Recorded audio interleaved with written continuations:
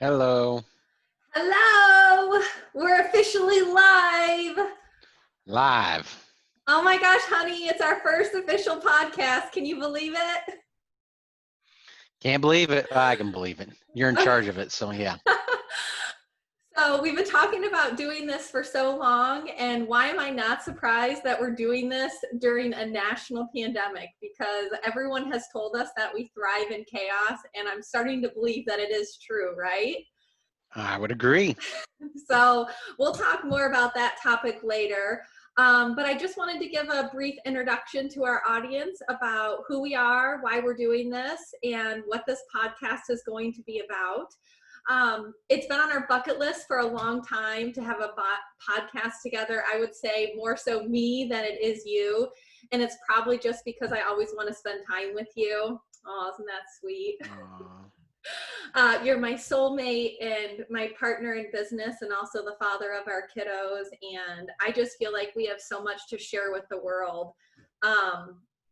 I think that our reality as Mr. and Mrs. also intertwines with President and VP of Clevenger Insurance. So we're dependent on each other more than probably the typical couple, not just in the household, but in our careers and livelihood as well.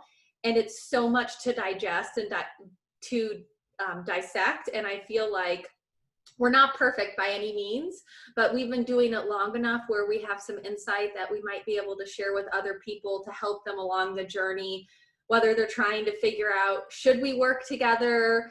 Should we not work together? How do we start? Just to kind of get them through that journey together. And also, I'm hoping that we inspire people to call in and mentor us on how to be better business partners and better couples who work together. So I'm super hyper right now, and I'm super excited. So This is Gina typically about 4 o'clock in the morning until 7 o'clock at night. And then it's hit the bed and she's out. yeah, he is true. So maybe we'll have to do a podcast when he's in his element at 10 o'clock at night, when his brain is thinking and going through 100 ideas a minute. So now that my surreal moment is over, let's introduce ourselves. I'm Gina, and this is Joe. We've been working together for 13 years, dating for 20, and married for 12. So And I never broke up with you. It was always you. he broke up I'm with me kidding. 8 times. 8 times, people, 8 times. And guess what? I never broke up with him once, and I was always the persistent girl who called him back.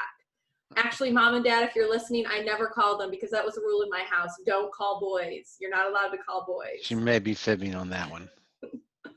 Jerry and Shirley, if I ever called your house, don't tell my parents, okay? So we've been together for a long time, and we've known each other for more than half of our life. And a lot of our relationship has been focused on our career. And part of that is going through the struggles, the triumphs, the joys and successes of doing that together. And so we're making a podcast, and it's called For Richer or Poorer, because there's been many times in our career and our marriage that we've been rich, and there's been many times that we've been poor. I feel like the definitions have changed a lot. Like if you would have asked me when I was 18 what I hope to be when I'm rich, I probably would have said $1 million. But now I feel like my definition has changed, and that rich or financial freedom of success looks differently, and that's what we're going to talk about. So just to talk about why we named it Richer or Poor, we were sitting on the couch one night watching a Disney movie. We have 2 bloodhounds, 1 coonhound, 3 kids, a fish, well, multiple fish, a goldfish, at one time a cat. And all of a sudden I just had this light bulb moment as we're sitting there, and I turned around and I said, honey, richer or poor? And he knew exactly what I was talking about, because I had mentioned earlier, hey, maybe we should do a podcast. And the name just came to me instantly. Do you remember that night? Yeah. I screamed it. And I saw you light up, and I thought, oh my gosh, he's actually interested in my idea. He's intrigued. He wants to learn more. And that's something that I've always loved so much about Joe, is that I can give him a little bit of information, a nugget of information, and he is such a visionary. He can create this beautiful vision to help us unfold it to the world and live our passion and our dream. And so, granted, sometimes his ideas drive me a little bonkers and we're going 100 miles a minute. But once we had a glass of wine and we sat down and talked about it, I feel like we both agreed that we wanted to commit to helping other couples navigate the working world together. Would you agree, honey? That's why we started the podcast. I would agree. I think it is a difficult boat to row sometimes for businesses, and especially if your business partner is your significant other, your wife. Then, you know, not only can you bump head on everyday life activities, but you also can bump heads on business activities, which can make it a very difficult boat to row. So when we think of the title for Richer or Poor, and granted this is our original podcast, so we're trying to capture the audience and get them to understand why we named it Richer or Poor. We feel like when we said our vows 12 years ago that it was one of those times where we were super naive to know the setbacks that we would have and the financial windfalls of being in business together. Because granted, Joe asked me to work for him, or Jerry asked me to work for him before we were even married, before I even had a ring on it. I mean, talk about a risk. Talk about the theme of this conversation is fail forward. Don't be scared of fear. This boy, Joe, asked his girlfriend to work for him. His dad agreed. Sure, you can work for us, without even having a ring on it. And then me was so blindly in love, I said yes. So going back to the Richer or Poor, you know, I feel like for someone who's scared to talk about emotion like me, sitting in front of 200 people saying our vows, we committed that day that we would take life as it came, for richer or poor, and sickness and health. While all of our vows have been important, I feel like the Richer or Poor has really stood out in our relationship because we do business together. And we decided that no matter what, the security of our bond and the vow that we took that day would not be affected by earthly possessions or financial setbacks in the world of doing business together. So we want to share our journey, our wins and our losses, so you can laugh and love with us, maybe make fun of us, but also give us advice as well. So each of our podcasts, we're hoping that we can talk about a core value that we hold tightly to our heart, and maybe share a few stories. Some may bring tears, some may bring laughter, some will be embarrassing because right before this podcast, Joe said that he was going to wing it. I'm type A. I have been planning this podcast for 90 days, outlining it, practicing my recording, sending pictures of myself to my girlfriends, what I wear. I'm saying what shoes, what earrings. You guys can't even see my shoes. I'm wearing leopard shoes, right? But we're going to try to form a community of people, couples, Mr. and Mrs. and Prez and VP, who work together to help you manage that relationship. So while we're speaking of core values, honey, what's your favorite core value that we have? Well, for this podcast, it's fail forward. But when I looked at the core values that you set aside, there were about, I think actually every single one of them, I would say were at the top of my list. So, but fail forward is absolutely one of my favorites just because I've lived it, I've done it. So, I don't know, it's at the top. It's one of the top ones. Well, and for those of you who don't know Joe and I think what's cool about us is Joe's the visionary and I'm the executor. So even though I've laid these core values out 10 different times to him, I've sent him PDFs, I've talked about it, I think because I was able to like capsulate it in words for him, he's like, oh yeah, that is our core values. Like he knows it, but he doesn't need to see it in writing. It's in his heart and soul, right? Because that's who he is. Me, I need to see it in writing. Like fail forward's one of our core values, so I need to be okay with failing. So that's where we're totally different, but it's also good because we understand each other that way. So failing, why are you so comfortable with that? Like you're so relaxed, you I'm don't just, care. I'm a failure. That's what I do. You are not a failure, but you wear it with a badge of honor, and you I always do. take ownership of failing. You're never afraid to admit it. And can you talk a little bit about why you're okay with that? Yeah. So, I mean, it probably goes back a long ways here, but, when I was in first grade, I was diagnosed with a learning disability. So I struggled with that from first grade through college. And I would say most of my times I probably was against the failure. I was always trying to make sure that I did the right thing, got it right. I was upset if I did fail. And when I got to college, I failed hard. So it was, your senior year of college when you're going to your parents telling them that you flunked out. That's a pretty big failure that you live with for your life. So when you have to bring that to your mom and dad, there's a lot of, it's one of those things like, holy cow, I didn't do what I was supposed to do. I'm not going to blame my learning disability because I believe it's more of an ability than it is a disability. It was me having fun with my friends, not going to class, sleeping in, doing whatever I wanted to do with my freedom, and didn't really give a rip about my college experience or degree. I like the experience, not the degree. So after that, it's kind of a slap in the face, like a rude awakening. Hey, what are you going to do now? And so I started working for my dad. And I would say those first 2 to 3 years were more finding myself. Who am I? What am I doing? Is this what I want to do? I'm sure Gina can probably even tell you multiple conversations I had about how I didn't like it, didn't want to do it, blah, blah, blah. Had to hear my sob story.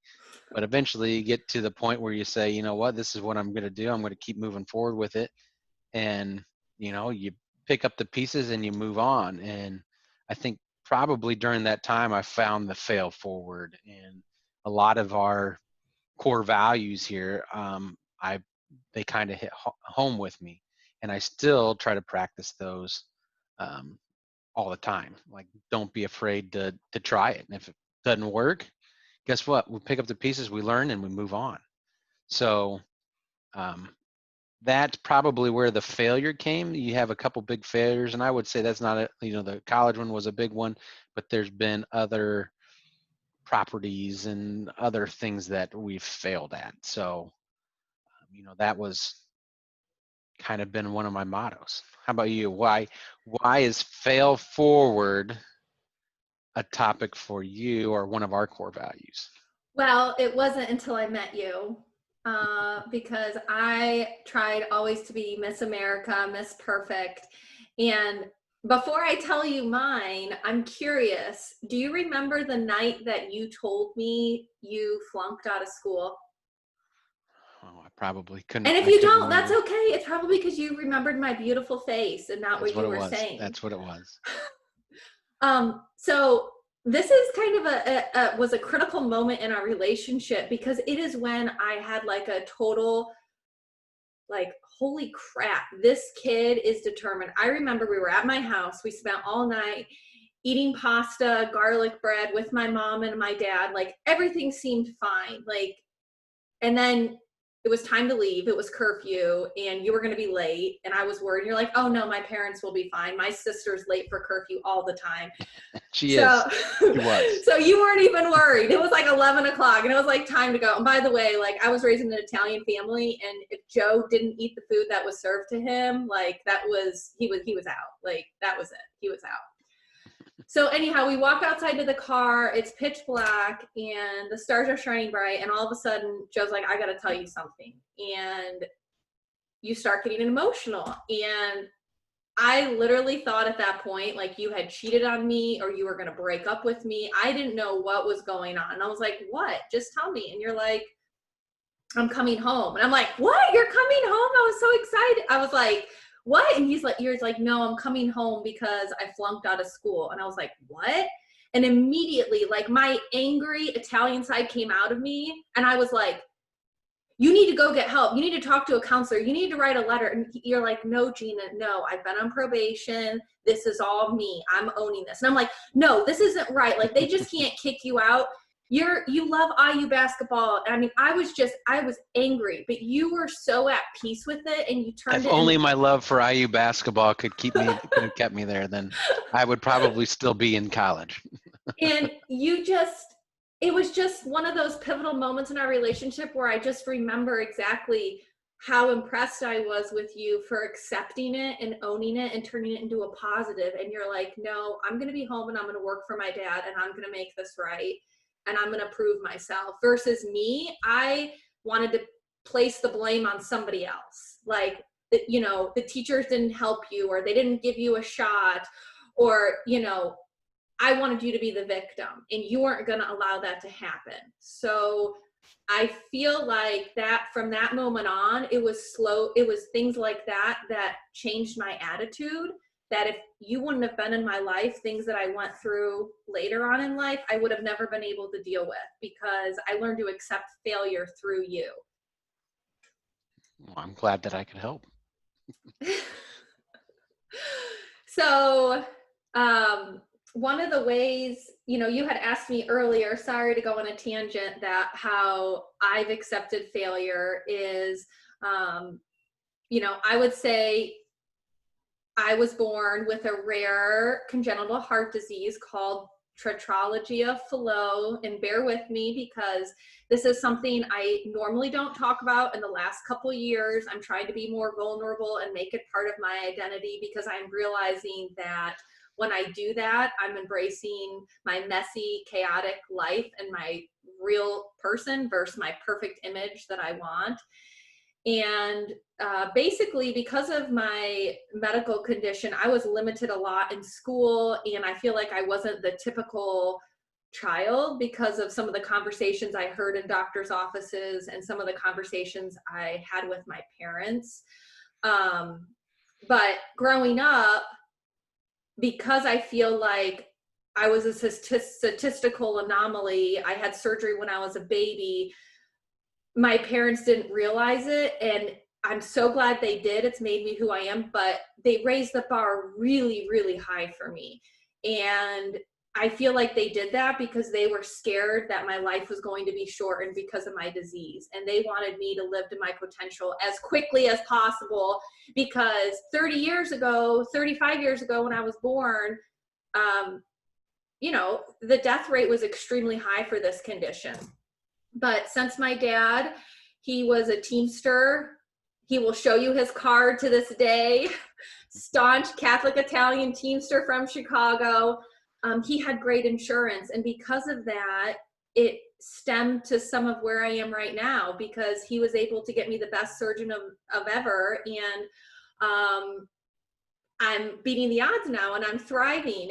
But that's also why I'm in insurance, because I know the pain and the hardship that you face with the costs and navigating the system and managing it all. But back to the failure, because of my heart condition, I didn't live the typical college life.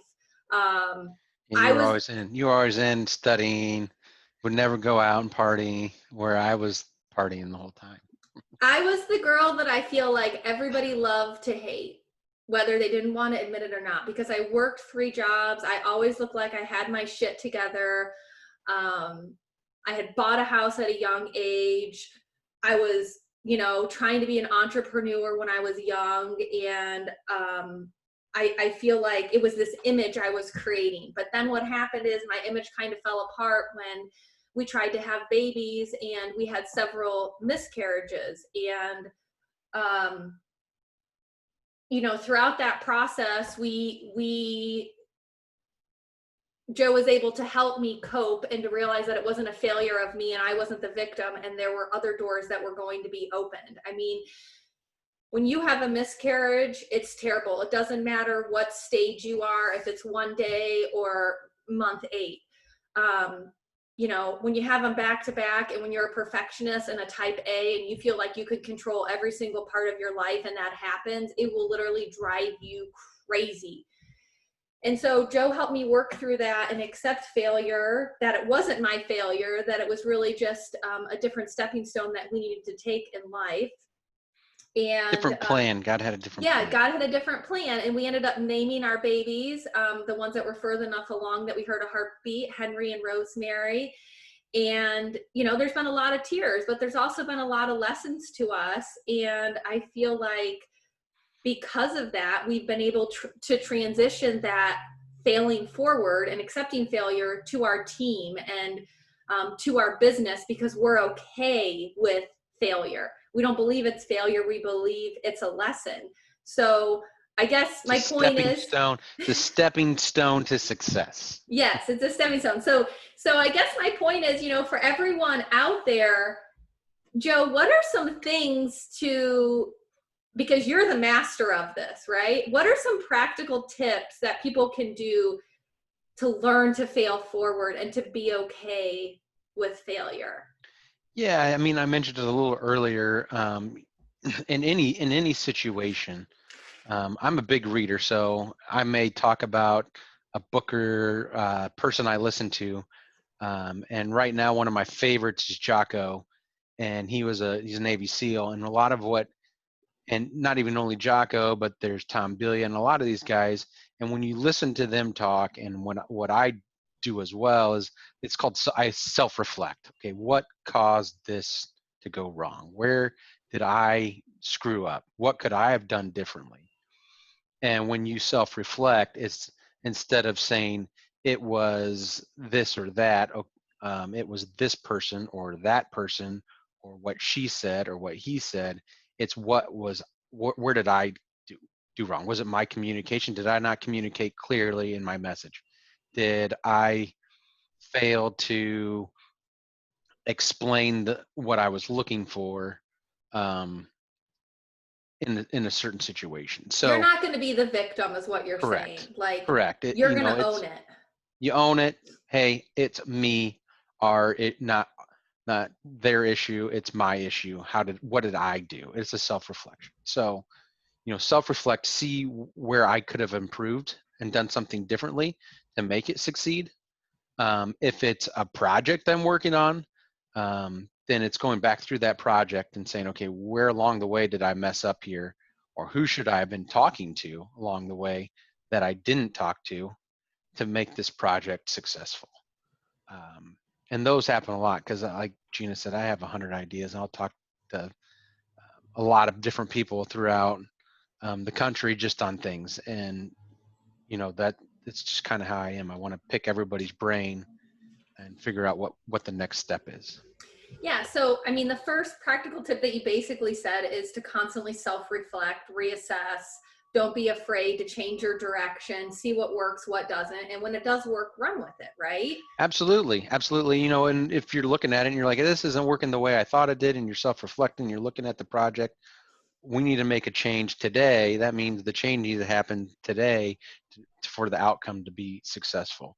And a lot of times people will say, I don't want to make that change because then it means I failed or I didn't get it right.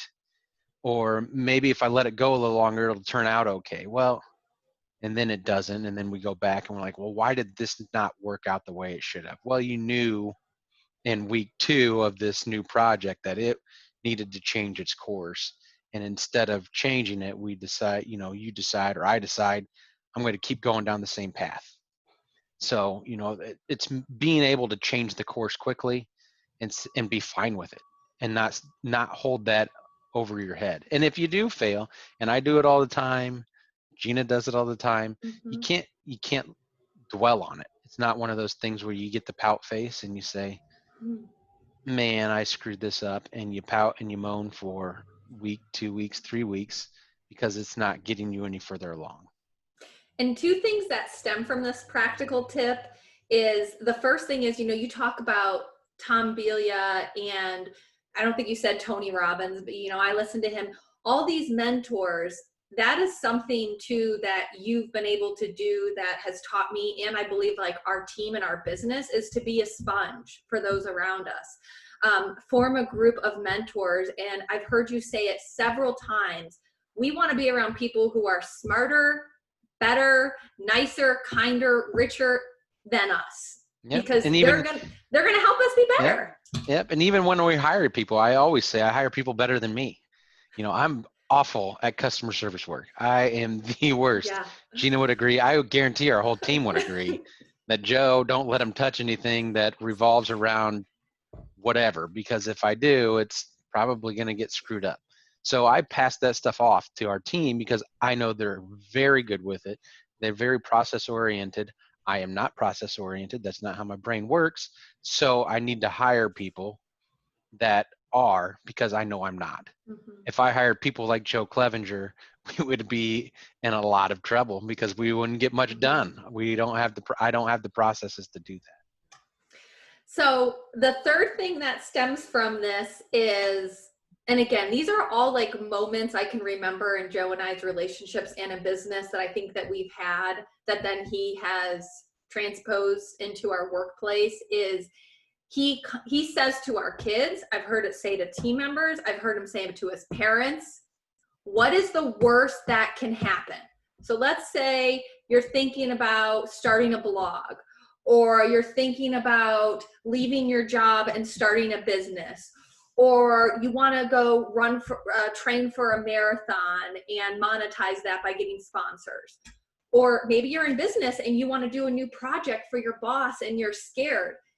And that is the biggest thing I feel like we see that holds people back in the workplace, is they are scared to death to fail. They're so afraid, like they don't even know what they're afraid of. And so Joe asks that question, what's the worst that can happen? And you think that they would say like, I'm going to die a bloody death. Instead, they're like, I get written up if I don't do the project on time. So I think that that's been super great. A question you guys should remember is, what is the worst that can happen if you try it? Yeah, and I mean, I think I do have those conversations. I think you have the conversations too, and it's kind of funny because I'll say, what's the worst that can happen? Well, if I don't get this right and we have a claim, okay, so we have insurance to pay for it. Or if I don't get it completed in time, okay, so we just have a discussion about why it wasn't completed. What help do you need to get this task done? I'm not going to fire them over them stepping out of their comfort zone to try something new. Actually, I would encourage them to do it. I think we do try to do a very good job of encouraging our team to, hey, step outside your comfort zone and let's see what we can do. And that's when we're going to make the most progress in our businesses. Yeah, and the key to that is working through the thought.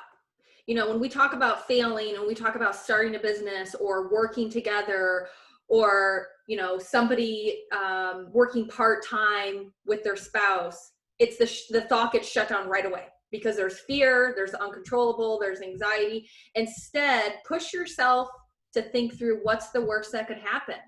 I mean, if you're in a marriage, you're probably gonna think, oh, it could cause a divorce, but what's going to cause that divorce? Is it going to be if somebody embezzles money? Is it going to be if someone shows up late on time? I mean, define what those are so you can work through that and know what each other's expectations are, instead of just shutting down and saying, no, this isn't going to work. Like, work through that fear of failure, because it's probably not going to be as bad as you think it is. I agree. So the fourth practical tip that we have is, and this is more for me, this is just for me, to let go of perfectionism. So normally in a marriage, no matter what, and this is going to be another topic, it's not always 50-50, right? So that's what life likes to teach you, and reality likes to teach you or life likes to teach you, oh, it's 50-50 all the time. Well, it doesn't work that way. And I think when you let go of being a perfectionist, you allow yourself to fail, because in our marriage and in our business, sometimes I felt like my love from Joe was based off of my performance. And that's not the case at all. That's mind trash. That's head trash. That's in between my ears that I think. And so, if you are in a partnership with your spouse or considering it, make sure that you define what your love is and why you love that person. Because if you are someone that's a perfectionist, you can fall back on, oh, if I don't hit my sales goals, or oh, if I'm late, or oh, I didn't follow through with that project. It could crumble and affect your marriage. And I think that's why people fail sometimes in relationships because they let their issues and their feelings commingle when they shouldn't.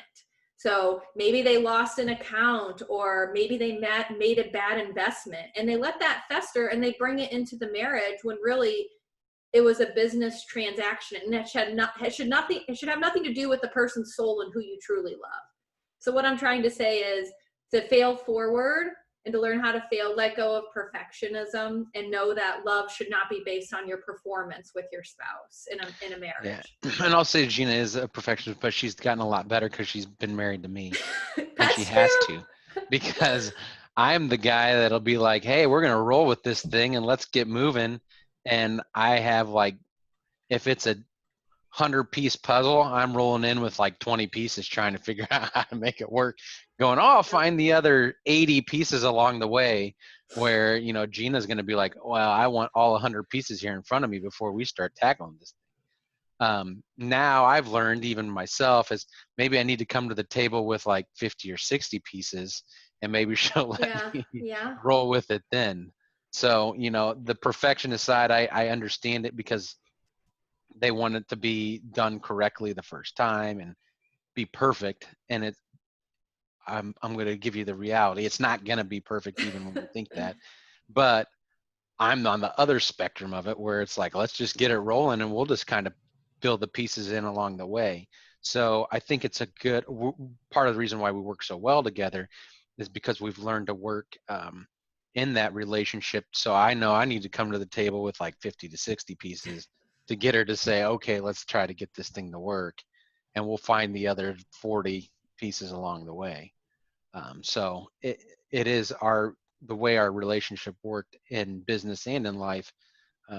It's worked out well. And I could say Richer or Poor podcast, 4 words, and you're like, shoo, I'm on it. So that's another topic. Know your audience. We'll talk about how to present your argument.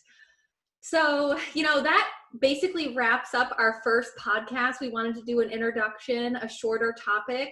I wanted to touch briefly on some of the other topics we're going to talk about. I'm super excited.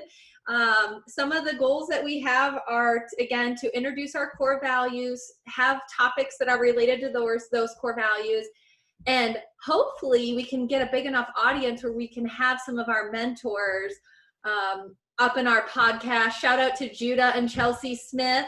We love you guys. One of our core values is faith over fear. So they would be a wonderful guest speaker on our podcast. So we're also looking for guest speakers, and they are at the top of our list because they meet one of our core values. But some of the topics we're going to talk about that you get to look forward to is working with family outside of spouses.